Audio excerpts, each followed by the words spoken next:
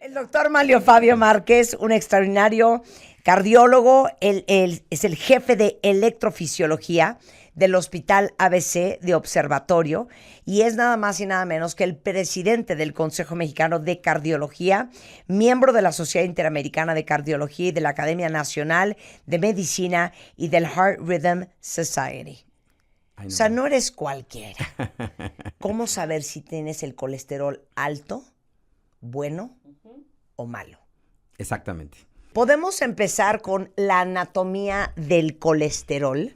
Bueno, podemos decir que ¿qué es el colesterol? El colesterol es una grasa, una de las grasas que tenemos en nuestras membranas celulares, forma parte de todas las membranas de nuestro cuerpo. Es una sustancia muy importante. Estamos acostumbrados a pensar en el colesterol como algo malo, ¿no? Porque los niveles elevados pues pueden conllevar a una enfermedad, que es la aterosclerosis coronaria. Pero en realidad el colesterol es una sustancia natural y el colesterol lo tenemos en nuestras membranas de nuestras células. El detalle es que cuando, como todo en la vida, cuando nos pasamos del límite de lo normal, ahí es cuando empiezan los problemas. Dámelo en un alimento. ¿Qué es el colesterol? ¿Qué parece? El colesterol es la grasa. ¿Pero qué parece? La grasa que está en la carne. Cuando tienes la carne, por ejemplo, ¿cómo le llaman? La cosa blanca La esa cosa que viene en la blanca carne. que viene en la carne, que a mucha gente nos gusta mucho, tenemos que reconocerlo, porque es lo que hace más sabrosa la carne. Oh, ajá. Sí, exactamente. O sea, el marmoleado, gordo... esa es la palabra. Ok, el marmoleado. Por eso, la cosa Entonces, blanca, la grasa de la carne. Exactamente. Esa La es que yo le más quito tiene. inmediatamente. Y mucha gente obviamente se lo quita, por supuesto. Ahora, ¿se ve como está la carne cruda o se ve como cuando la cociste? No, es más de tipo amarillenta. Lo que pasa es que en la carne cruda pues ya pasó por un proceso, pero es más color amarilla, por decirlo de alguna manera. Color amarillo, Color ok. amarillo, sí. ¿Qué pasa cuando tu cuerpo tiene mucho colesterol, mucha de esa grasa? Lo que sucede es que cuando los niveles de colesterol en sangre son excesivos, arriba de 200 miligramos por decilitro, que es el valor normal, el límite de lo normal, entonces ese colesterol se empieza a depositar adentro de la pared de las arterias y puede empezar a depositarse en las arterias grandes, como la aorta, donde sería muy, muy raro que llegara a provocar una obstrucción porque es una arteria muy grande. Pues la aorta mide 30 milímetros, entonces es muy difícil que tenga un problema. Pero en cambio en una arteria coronaria que te mide 3 milímetros, 4 milímetros, entonces si se empieza a depositar adentro de la pared de esa arteria y le empieza a obstruir la luz, entonces sí es más probable que tengas una falta de sangre al corazón, lo que nosotros llamamos isquemia. Ok, pero lo que estás diciendo es que imagínense, si una arteria tiene 3 milímetros, no, la aorta es un boquete de 3 centímetros. Sí. No, una arteria de 3 milímetros, tienes tanta grasa en la sangre que se empieza a depositar adentro de la pared. Adentro de la pared, es decir, no se deposita como si fuera lodo o como si fuera alguna sustancia que se pega a la pared por fuera, no, se introduce adentro de la pared y empieza a provocar inflamación y empiezan a llegar sustancias que hacen un círculo vicioso y que ese proceso se llama aterosclerosis. Que si es en las arterias coronarias es aterosclerosis coronaria, si es en las carótidas es carotidia. Entonces se empieza a formar tanta colesterol en esa arteria que llega un momento en que te queda un pelito para que pase la sangre, Así es, un mini hoyito, así un es. mini tubito, Exacto. hasta que ya hasta que se ni tapa. eso hay. Exactamente. Son dos escenarios que pueden pasar desde el punto de vista de la fisiopatología. Un escenario es este que tú acabas de mencionar, donde la obstrucción va progresando gradualmente. Pasas de un 10 a un 30, a un 50, a un 70, y a lo mejor a los 80 años ya estás en el 90% y empiezas a presentar angina. Pero otro escenario que también es muy común es que tú tienes una obstrucción tan solo del 30%, 40%, pero esa obstrucción, que no es importante para el flujo, de repente se rompe esa placa de colesterol, esa placa que llamamos nosotros de aterosclerosis o ateroma, se rompe la placa de ateroma y entonces se hace un coágulo. Y ese coágulo, que son plaquetas que se juntan ahí todas, ese coágulo tapa el vaso al 100%. Entonces tú puedes pasar de no tener ninguna molestia a tener un infarto. Y ahí es donde está nuestro deber y nuestra obligación de vigilar los niveles de colesterol en sangre. Tú dijiste algo muy importante, cuidarse a sí mismo. Tenemos que cuidarnos a nosotros mismos y la manera de cuidarnos es, en primer lugar, sabiendo cuáles son nuestros niveles de colesterol en sangre. ¿Cómo sabes cuál es el estudio? ¿Cada cuánto te lo tienes que hacer? ¿Quién se lo tiene que hacer? El estudio se llama perfil de lípidos porque te decía que es un tipo de grasa. En ese perfil de lípidos viene el colesterol total, el llamado colesterol bueno, que es el colesterol que está asociado a las partículas de alta densidad, el llamado colesterol malo, que es el que está asociado a las partículas de baja densidad, y vienen también los triglicéridos. Y junto con eso se debe de pedir una proteína que se llama proteína C reactiva ultrasensible, que nos indica si está ocurriendo este fenómeno de inflamación que te comento, que ocurre cuando se empieza a formar la placa de ateroma. Entonces, ese es el perfil que hay que hacerse. ¿Cuándo hay que hacerlo? Pues depende mucho de la genética, de la herencia. Si tú tienes un familiar que ha tenido un infarto o que tiene colesterol alto, tienes que empezar desde los 40, 45 años a medirte los niveles de colesterol. Si tú no tienes ningún familiar ni ningún factor de riesgo adicional, no eres diabético, no fumas, puede ser a partir de los 50 años. Pero sí es importante medírselos en etapa temprana, te voy a decir por qué. ¿Cuándo? Entre los 40 y los 50 años por primera vez. Porque el fenómeno de la aterosclerosis, esta obstrucción que yo te comento, no ocurre en un día, no ocurre en un mes, ocurre en décadas. Es decir, si tú a los 40 años te detectas con el colesterol elevado y empiezas a darle tratamiento, puedes evitar un problema a los 60, 70 u 80 años. En cambio, si tú te checas hasta los 70 años, y aunque tengas el colesterol alto y lo empieces a tratar, a lo mejor ya la enfermedad ya progresó y ya no vas a poder hacer nada más que estabilizarla, pero la enfermedad ya existe y a lo mejor ya vas a quedar con alguna limitación para hacer ejercicio, por angina de pecho, etcétera. Entonces, la recomendación es, si tienes un familiar con colesterol alto, si tienes jantomas, que son acumulaciones pequeñitas de colesterol en la piel, que eso lo ven, son unas pequeñas manchas, generalmente aparecen aquí en los párpados, ahí se llaman jantelasmas, unas manchitas como amarillentas justamente abajo, justamente del párpado. Y si tú ves que tienes eso, tienes que checarte los niveles de colesterol. De hecho, el dermatólogo te manda a checar los niveles de colesterol por eso. No, a mí me explicas. Sí, el colesterol se puede depositar en cualquier lugar y uno de los lugares donde se puede depositar es la piel. El colesterol en exceso, por supuesto. Y aparte de los párpados, ¿dónde más se te vería que tienes a veces problemas de aparece en colesterol? los codos o O en sea, las piernas. es que no puedo creer lo que acabo de oír. ¿Ven qué importante es hablar de la salud? O sea, a ti te parecen manchas amarillas en los párpados, en los codos, y jamás pensarías que es eczema, que es urticaria, claro, que traes una alergia, no que es colesterol. Así es, exactamente. Obviamente tienes que tener niveles muy altos de colesterol para que eso ocurra. Y generalmente son casos con hipercolesterolemia familiar, que es cuando se viene heredando, ¿no? De papá a hijo, etcétera. Y son casos con niveles elevados, pero sí hay que estar atentos a eso. Entonces, alguien que haya tenido un infarto, alguien en tu familia con colesterol alto, alguien que esté tomando medicamento para el colesterol, ¿tienes estas manchas o diabetes? Dentro de los factores de riesgo para desarrollar la aterosclerosis, justamente, está la diabetes, y en México hay una alta prevalencia de diabetes mellitus. Entonces, si tú tienes diabetes, tienes que tener un estricto control de tus lípidos en la sangre. Ok, ¿me puedes explicar la correlación fisiológica entre la diabetes y el colesterol?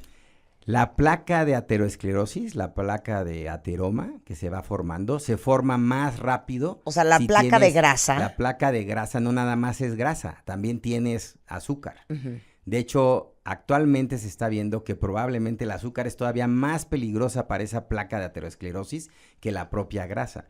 El azúcar llega y se llama glicosilación, es un proceso, digamos, que las proteínas que están ahí se llenan de azúcar. Es como si las empalagas de azúcar, por decirlo de alguna manera, y entonces dejan de funcionar. Y al no funcionar bien, permiten que se deposite la grasa y entonces se hace más rápido y más fuerte, más importante el fenómeno de la aterosclerosis. Por eso es que la diabetes es un factor de riesgo muy importante, y si alguien tiene diabetes, tiene que estar siempre súper al pendiente de sus niveles de colesterol y tenemos que tener un control muy estricto, como tú lo dijiste, con los medicamentos que se han diseñado, que se han investigado y que se han encontrado que logran bajar los niveles de colesterol en sangre y con eso puedes estabilizar las placas de colesterol. Ahora, la pregunta es, ¿por qué habemos personas que no importa qué comamos, no producimos colesterol? ¿Y por qué hay seres humanos que sí producen colesterol? Y ahí te va la segunda pregunta.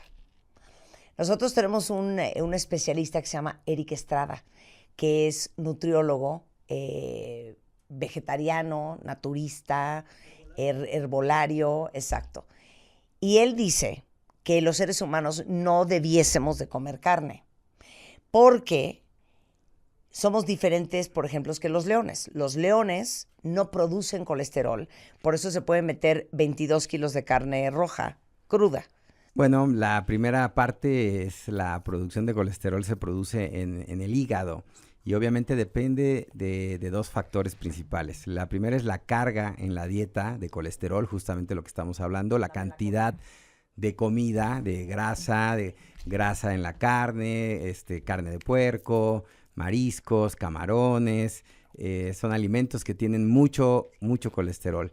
Y entonces si uno exagera, por decirlo de alguna manera, en esos alimentos y tiene una carga dietética muy elevada en colesterol, pues es obvio que nos puede subir el colesterol en la sangre. Pero nosotros tenemos un metabolismo en el hígado, que es el que produce el colesterol finalmente. Puede producir colesterol bueno, puede producir colesterol malo. Entonces no todo el colesterol que uno consume se va a colesterol malo. Una gran parte se va a colesterol bueno. E incluso hay personas que pueden tener el colesterol total elevado. Y eso es a expensas del colesterol bueno, y ahí no pasa absolutamente nada, porque el colesterol asociado a las lipoproteínas de alta densidad, que es el colesterol HDL que ustedes ven en sus exámenes de laboratorio, y el llamado colesterol bueno, lo que hace es que cuando pasa por los lugares donde hay depósitos ya de colesterol, lo saca, por eso le llamamos colesterol bueno. Entonces, la verdad es que es muy variable, como tú lo acabas de mencionar. Hay gente que puede estar muy delgada y sin embargo produce mucho colesterol, con cualquier alimento lo vuelve colesterol y al revés. Hay gente que puede tener cierto grado de sobrepeso u obesidad y tener niveles normales de colesterol. Entonces, por eso es que el punto más importante es medirse los niveles de colesterol para saber cómo estamos en colesterol total, cómo estamos en colesterol bueno, la relación con el colesterol malo, y a partir de ahí tomar decisiones de dieta y decisiones terapéuticas. La dieta, por ejemplo, te puede bajar hasta 20 miligramos por decilitros si tú quitas el colesterol de tu dieta y te haces vegetariano como tu amigo. Pero más de eso ya no, y ahí sí ya se requieren pastillas, ¿no? Se requieren medicamentos para bajar el colesterol. ¿Cuáles son las peores cosas que puedes hacer o dejar de hacer para complicarte el tema del colesterol / el corazón? Pues te voy a decir lo que yo he visto como lo más importante. Obviamente voy a hablar de la dieta, voy a hablar del cigarro y todo eso, pero yo quiero mencionar un punto que es sumamente importante. Cuando a alguien le diagnostican colesterol elevado, cuando a alguien le detectan que tiene el colesterol elevado y le dan tratamiento, no lo debe de suspender a menos que tenga una indicación médica. Uno de los principales problemas que yo veo es que los pacientes toman el medicamento por 3, 4, 6 meses, se vuelven a medir el colesterol, obviamente ya está normal y suspenden el tratamiento. Y entonces, ¿qué pasa? Que 10 años, 15 años después vienen los problemas y las consecuencias, vienen los infartos, viene la aterosclerosis. Entonces, por favor, si a alguien le detectan los niveles elevados de colesterol, no suspende el medicamento y le dan medicamento, no lo suspenda a menos que un médico se lo indique. Hay que valorar la dosis, etcétera. Ahora, desde el punto de vista de lo que podemos hacer, lo primero obviamente es el ejercicio para quemar esas grasas haciendo ejercicio.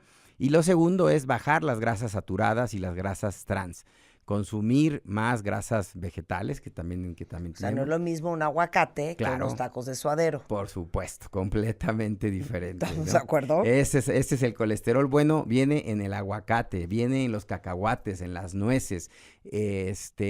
Hay que consumir más antioxidantes que ayudan a que no se forme esta placa de colesterol. Y los antioxidantes naturales, aparte de las vitaminas, de los cítricos, son Las fresas, por ejemplo, los arándanos, los blueberries, todas estas moras que le llaman, las moras azules, todas estas cosas son súper importantes, por eso es que mucha gente las toma en jugos, pero siempre es mejor consumirlos en forma natural. La dieta mediterránea, ¿cuál es la importancia de la dieta mediterránea? Pues que estás consumiendo todos los días ensalada, aceite de oliva, que es igual que el aceite de aguacate o el aguacate per se, que es bueno para nuestro cuerpo. Estás consumiendo un poco de nuez o un poco de cacahuate o un poco de estas semillas, y todo eso al final es muy bueno para tu salud. Por supuesto, bajarle al consumo de carne, yo no digo que se suspenda por completo, pero sí bajarle al consumo de carne y sustituirlo por pescado. Para aquellos que no les gusta tanto el pescado, porque también aquí hay una cuestión de elección y de decisión, existen los suplementos de omega 3. Y los suplementos de omega 3 o 6 o 9, lo que sea, pueden llegar a sustituir a la ingesta de pescado. Pero lo ideal es consumir cualquier tipo de pescado porque trae todos los omegas completos. Y eso sería así como que la clave de esto. Los que fuman, dejar de fumar. Cada vez el aumento en el precio del cigarro creo que ha servido para desmotivar o desincentivar el consumo del tabaco. Pero todavía hay gente que fuma, hay que pedirle que por favor lo deje porque todas las sustancias que tiene el tabaco favorecen que se forme la placa de ateroma y eso es así como que una bomba de tiempo. Si tienes colesterol alto, si tienes diabetes y fumas, pues olvídalo. Yo no soy ninguna gurú de la salud, ¿eh? Ahora sí que yo no tengo la autoridad moral para decirlo. Pero no puede ser que es que la milanesa frita, pero las papas a la francesa, pero los chilaquiles, pero la concha, pero el jugo. A ver, no se trata de que en tu vida vas a volver a comer tocino o papas a la francesa o una hamburguesa o una pizza. No, ni unos chilaquiles, ni una concha, ni un jugo. Que tu dieta mayormente sea una dieta sana. ¿Saben lo que yo amo? Una milanesa empanizada. Pero es que eso me lo como ahora sí que cada San Juan. Sí. Pero mayormente, mi dieta, ustedes han visto lo que yo desayuno diario. Sí. Un shake de proteína, como nueces, como aguacate, como ensalada griega, como pescado. Me cuesta mucho comer carne roja, pero hago el intento. Pero no como pan, no como azúcar. 2, no hacer ejercicio es que nunca. Sí. Es que nunca. O sea, no todo el mundo quiere hacer CrossFit, no todo el mundo quiere hacer pesas. Oye, pero caminar un poco diario, o correr, o hacer un poquito de bicicleta, algo. De hecho, está demostrado moverse un poco científicamente que para efectos cardiovasculares, caminar 1 hora al día es suficiente. Obviamente no cuenta si haces 10 minutos para correr, agarrar el autobús, ¿no? Tiene que ser un ejercicio programado a cierta hora del día, ya sea en la mañana o en la noche, y de 5 días a la semana. Entonces, con eso mejoras no solamente tu salud cardiovascular, sino también tu salud cerebral. Nada más les voy a decir algo. El mejor regalo que se pueden dar esta Navidad es salud. Es hacerse su chequeo. Es comprarse una caminadora, una bicicleta o lo que les guste hacer. Claro. Es hacer algo por su salud. El otro día alguien me preguntaba, oye, ¿por qué te volvió a entrar esto de hacer ejercicio sin parar? Porque estoy haciendo 1 hora de cardio diario, más 1 hora de pesas, todos los días de la semana. Y le dije, ¿sabes por qué? Ya no es ni siquiera un tema de vanidad. A mí ya me dio angustia. Yo estoy, cuentavientes, a 4 años de cumplir 60. Yo conozco a mucha gente mayor que está fatal. Si no es la rodilla, es la cadera. Si no es la cadera, es el corazón. Si no es el corazón, es you name it. Uh-huh. Y la gente que mejor está, toda su vida ha caminado, toda su vida ha ayunado, toda su vida se ha cuidado en lo que come. Yo no quiero tener 72 años y que mis hijos estén batallando con el reemplazo de cadera, pero la rodilla, pero el coágulo, pero pasa en la silla de ruedas, pero a ver quién le pone el supositorio. Yo no quiero estar así. Pues ese es el mejor regalo que nos podemos dar. El regalo es hacerse el hábito del ejercicio, 100%. Sea como sea. O sea, yo sí quiero seguir bailando como me ven bailar todos los días, dando vuelta en un tacón de 18 centímetros. Y eso, para eso, necesito un chorro de fuerza en las piernas. Así es. ¿Y saben qué me dijo un día una endocrinóloga? Me dijo, ponte a hacer masa muscular. Claro. Porque si no, quien carga tu peso son las articulaciones. Y ahí te encargo los problemas de rodilla, los problemas de tobillo, los problemas de cadera, de espalda. No podemos estar así. Exactamente. Bueno, ok. Manlio, si alguien ya quiere ponerse serio y checarse todo el corazón, su holter de 24 horas, su prueba de esfuerzo, su perfil de lípidos, ¿dónde te encuentran? Bueno, estamos en el consultorio 209 de la Torre Mackenzie del Centro Médico ABC. El teléfono es el 55 71 21 68 10 y también el 55 52 76 12 07. Ahí estoy en el directorio médico de la página web del Centro Médico ABC, muy fácil de encontrar. Habemos muy pocos manlios, doctores, así que no hay problema. Exacto, y es el jefe de electrofisiología del Hospital ABC de Observatorio. Muchas gracias. Gracias.